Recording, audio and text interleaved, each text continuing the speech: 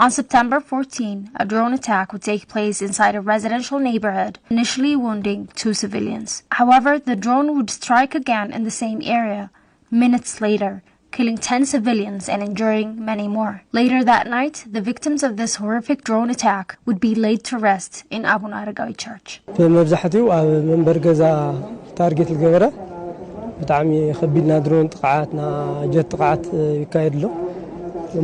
These drone and aerial attacks have repeatedly targeted residential areas. As all of you know, today's attack took place in a neighborhood known as Dagmamsal. It hit the same area twice. At first, the residential house was hit and 2 civilians were injured. But the second round looks as if it was intentionally done to kill the first respondents here. It killed and injured many civilians that include children and the elderly. This is so shocking. Abiy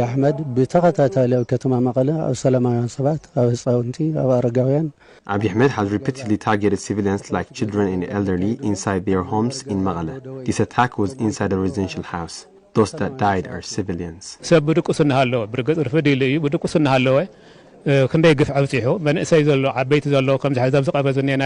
attack took place while people were asleep. Many promising young and old people have been killed. The government's main characteristics is annihilating the people of Tigray. The attendees of the funeral also told us that the last hope they've had for peace is shattered by these attacks that have killed and wounded their loved ones. The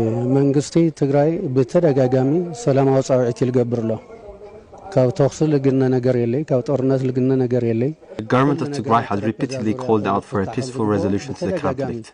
There is nothing to gain from violence and war. Everything can be resolved peacefully through negotiation and peace talk, but the Ethiopian government kept on sending drones and jets instead. This is very clear that the attack was done intentionally to hurt and annihilate the people of Tigray.